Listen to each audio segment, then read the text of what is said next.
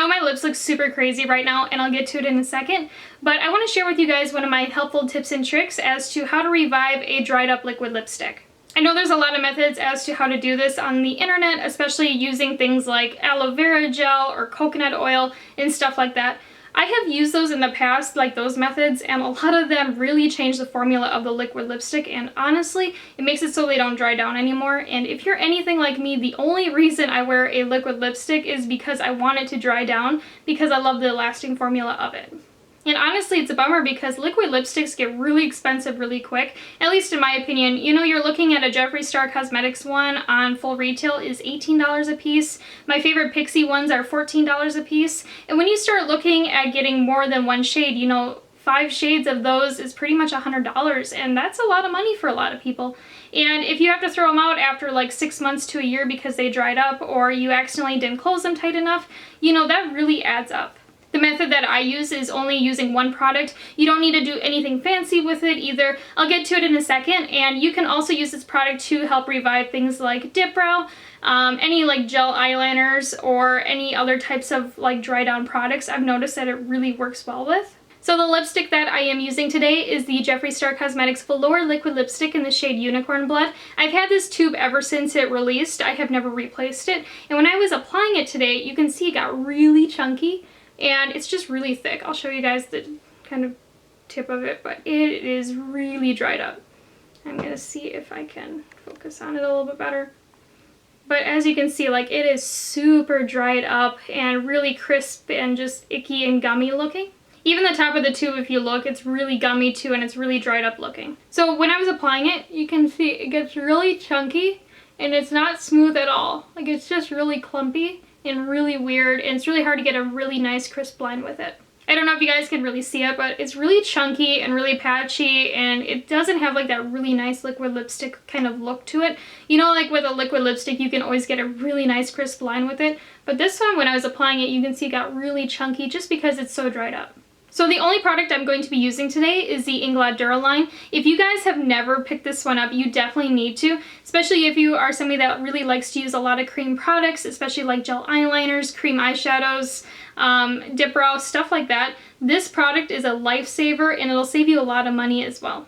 So with my liquid lipstick, I just took off the cap. I'm going to put it on the table right next to me, and then I'm going to take my Duraline, and as you can see, it kind of has like a little dropper kind of mechanism to it.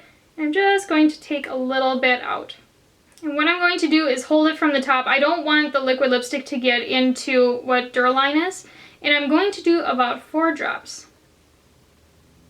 This is definitely one of those things, a less is more approach is a lot better. And I really want to stress the less is more approach with this, because you can always add more Duraline, but you can't add more of the dried up liquid lipstick.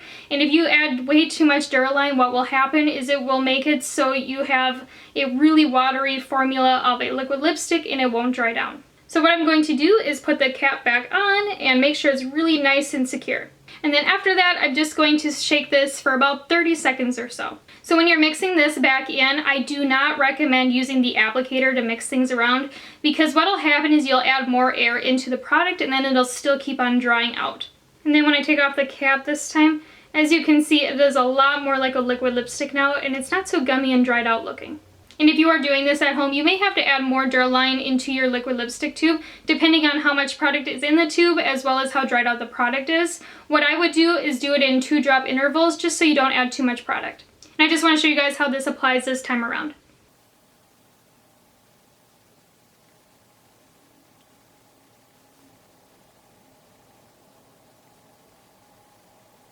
And I do want to show you guys that this one still dries down. I'll show you what I mean. And then you can kind of see it like a little bit. It's very, very vague though.